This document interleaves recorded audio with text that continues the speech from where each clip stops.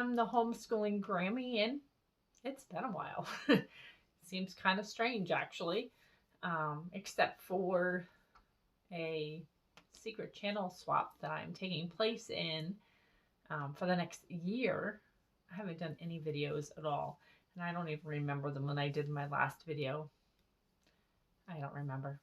Probably in August sometime. Anyways, I'm back.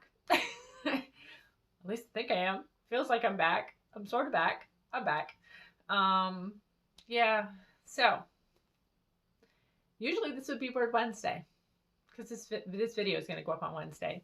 But I'm not going to call it Word Wednesday. I don't know what I'm going to call it yet. I haven't decided. Maybe it'll just be, hey, I'm back. Maybe.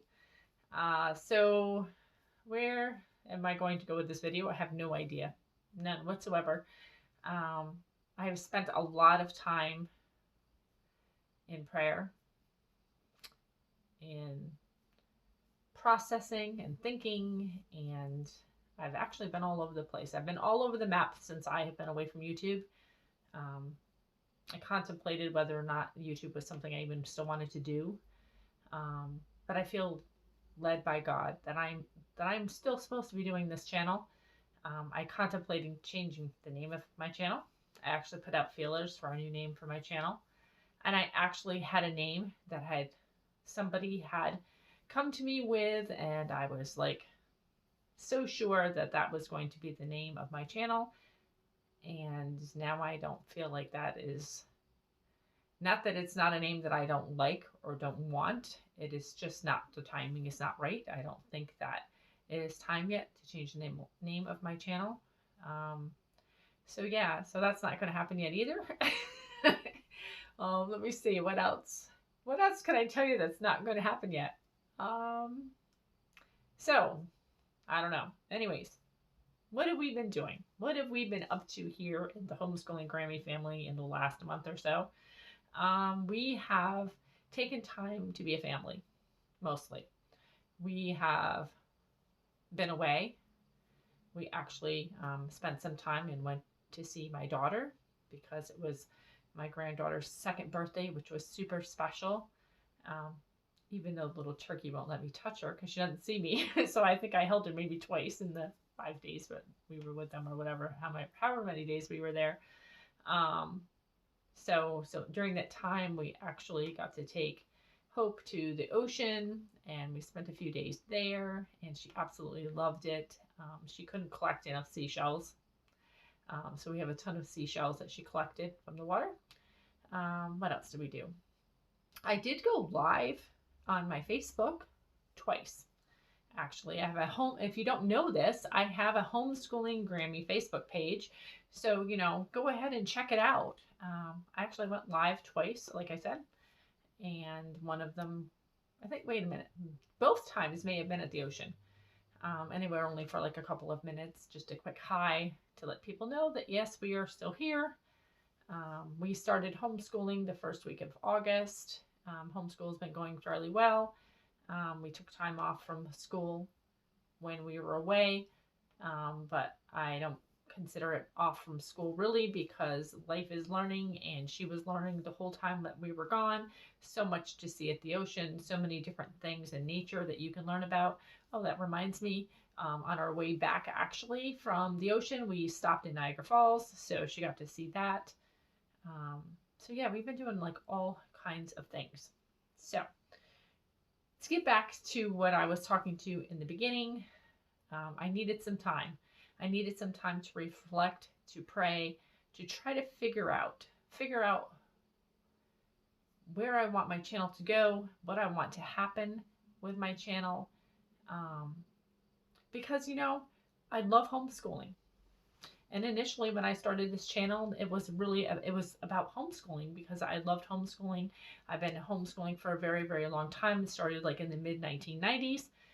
And I just felt that I had a different perspective because being a grandmother who is homeschooling her grandchild and having homeschooled my own children, and just didn't see anything like that out there. And I still love homeschooling, and we are going to still continue homeschooling, and I'm going to still continue to share stuff about homeschooling, but that was where the name change kind of came into play, because I'm thinking I'm more than that. I'm more than a homeschooler. There's many facets to my life besides homeschooling, and I'd like to share different areas of my life and things that have. One thing that has changed dramatically for me in the last year has been the diagnosis of this chronic illness that I have. If you don't know what it is, it's called trigeminal neuralgia. It is basically a nerve in the base of your brain. And for me, it has been the left side the majority of the time, where the trigeminal nerve malfunctions. I don't know how much, it depends on how much you know about the medical field, but basically the myelin sheath on the outside of that nerve has, for whatever reason, worn down. It causes the nerve to misfire, and it causes excruciating pain for me on this whole left side of my face and into my neck and into my teeth. And it can be anywhere. It can be from a zap to a zing to burning to searing to whatever, fire. It can be in my tongue and in my mouth and back of my head. And I'm very blessed because I have found a regimen that works fairly well for me. I'm defying the odds, thanks be to God. Most people with this illness have to be on some pretty hefty medication to function.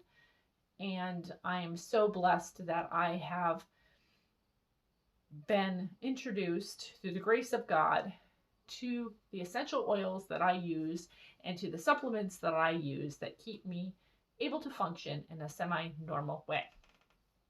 But one of the things that happened just recently for me, I'm going to share this because I want to be as open and as honest as I can be. And this happened to me recently. Before we actually went away, I started having pain in my teeth, specifically this part of the upper part of my jaw. And I thought that maybe it was another fracture, because that's another strange thing that has started happening to me this year since this diagnosis, is that I've had teeth fracture for no reason whatsoever. I had one happen on this side, and actually it had to be removed because the fracture actually went all the way into my root of my tooth. So the only thing that they could do was pull the tooth. There was no saving it. It had no decay whatsoever. It just split. So less than a month later, I had it happen on this side, except I kind of recognized a weird feeling and weird sensation over here. So I was like, you know what? I just had this one break. I'm going to go. I'm going to have it checked out. And when I did, yes, the tooth had fractured, but it was early. So I was able to have it fixed and have a crown put on it. So it saved my tooth. So I was worried about a month ago that this is what was happening again on this side, that the tooth next to the one that was just crowned, because when I was eating, all of a sudden I had this major pain that shot like right up into my head. And it's really hard with this illness. You don't know where stuff is coming from, or sometimes what it is, whether it's a regular headache or you just don't know.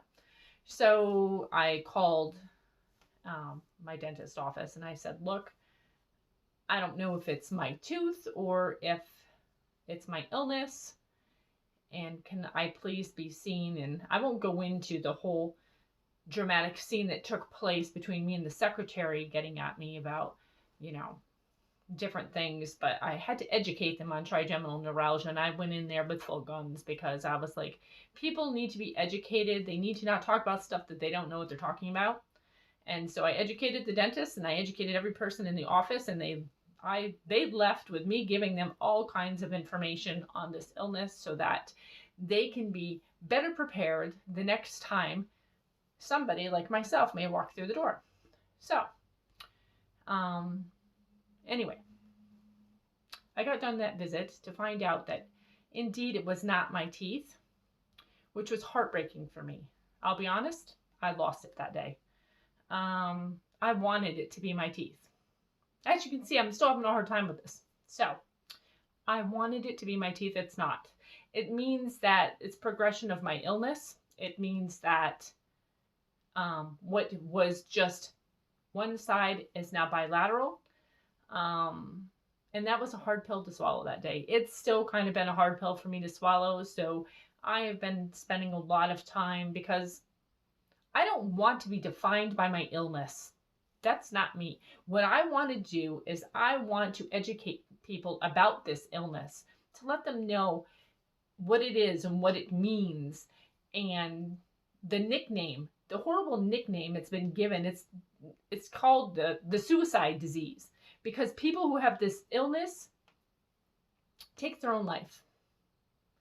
Not everybody, but lots of people. I have statistics somewhere, but I can tell you that it's a rare illness. 0.004% of the population of the world has this illness, and like 20 some percent, 25, 26% of that 0.004% of the population that have this illness commit suicide. That's huge. Those numbers are humongous, way bigger than they need to be. And I want to educate people about this illness. I want the medical community to take notice of this illness, and that I am the exception to the rule still, because I am able to function for the most part on a daily basis. Do I have bad pain days? Some days, yes. Are they to the degree that they had been back in December and January where I was bedridden? No. But I do have days that it's just hard. And so anyways, I left the dentist office that day, and my husband had my granddaughter. They were at the library, which is like across from the dentist office. And I didn't want to go into the library sobbing because quite frankly, I was a hot mess. And so I called my best friend, and she couldn't even understand me. It was that hard for me that day to accept that I don't understand what God's plan is. But I do know that part of his plan is that I'm supposed to share about this, and I'm supposed to share about Jesus Christ. Because it is only because of Jesus Christ that I'm able to do what I'm doing right now. And I apologize. I know this video is going to be kind of lengthy. I can see it already. It's already like at 12 minutes, and I apologize for that. So I've also been reading through the book of Ephesians, and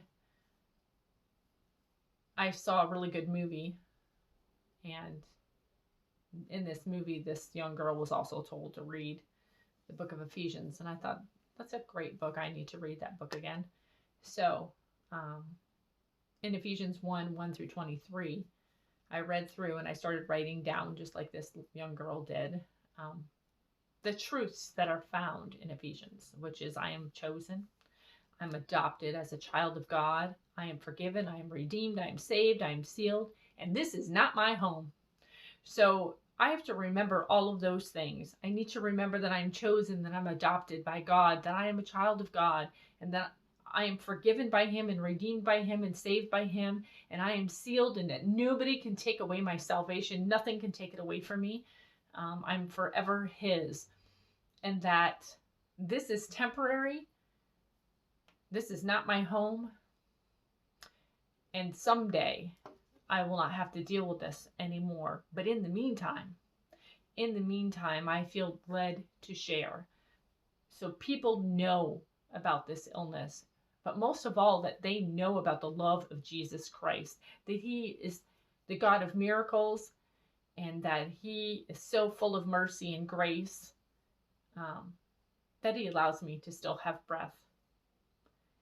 And I'm just blown away by that in itself. So another thing that I was discussing, and this good friend of mine is always, it seems like, I can throw up just about any time at all. And she's been there for me. And so my struggle has also been, I have terrible anxiety. I have suffered from depression, but anxiety is my biggest thing. It's like living with butterflies in your stomach 24 hours a day, 7 days a week. And I'm starting to recognize some things, that the anxiety is because of worry and because of doubt, and because I keep holding on to stuff instead of leaving it at the feet of Jesus, and I keep taking it back, and I keep living in the past and worrying about the future instead of concentrating on the here and now, like right now. This is the moment. This is the moment I need to be concentrating on. God's word tells us that, why worry? Because there's nothing that we can do there. You know what I mean? Nothing that we can do is going to change what is going to happen or what has happened. All we can be responsible for really is the here and now. And with me worrying about the future, or me holding on to the past, I'm stealing my own joy. I'm stealing my own joy on a daily basis, because I am allowing Satan to get into my head and to lie to me and to whisper to me, Kim, you're not worthy. And Kim, nobody cares about you. Nobody loves you. Nobody gets it. Nobody understands. And most people don't understand this illness, but that's not their fault. So, because it's not their fault, what does that mean for me? It means that maybe part of my job and part of what I am supposed to be doing here on earth is to share with people the love of Jesus Christ, and to share with them information on this illness, so that the more people that know about it and the more people that understand it, that maybe someday that there can be a cure, because there is no cure for this illness. And people suffer horrendously with this illness. And it's the only illness in the world that the treatment of the illness is brain surgery or highly addictive drugs. Because for some people, they believe that part of the problem, the reason the myelin sheath has been worn off, is because there's some kind of pressure on the nerve, whether it's from a vessel of some kind or something is rubbing, or whatever the case may be. But I also believe that you can get to the root of that problem, because food is medicine. And if you're causing inflammation in your body, inflammation can go everywhere and anywhere. And I have now since realized that, since I have really paid attention to what I eat, paid attention to what the supplements I take, the essential oils that I use, I have learned a lot of things. And I have learned that there are triggers, and I can feel in my own body when I eat wrong. And I've been doing a lot of that also in this whole spiral that I've been in. I'm like my own worst enemy, and I've been eating stuff that I shouldn't eat, and I've been doing things that I shouldn't do, knowing full well what the consequences of my behavior is, and yet defeating myself at the same time, because part of me doesn't always love myself. And so I tend to do that. And I'm sure there's other people that can relate to that.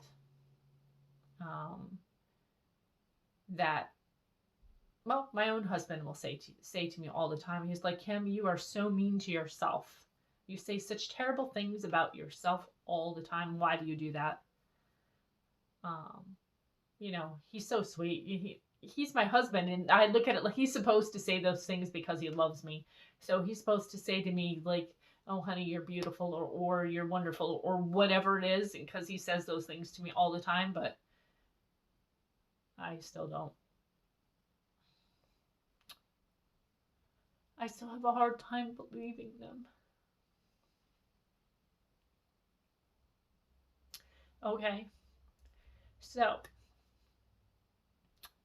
I don't want this to be a sad video or an upset video. But I just wanted to share and be open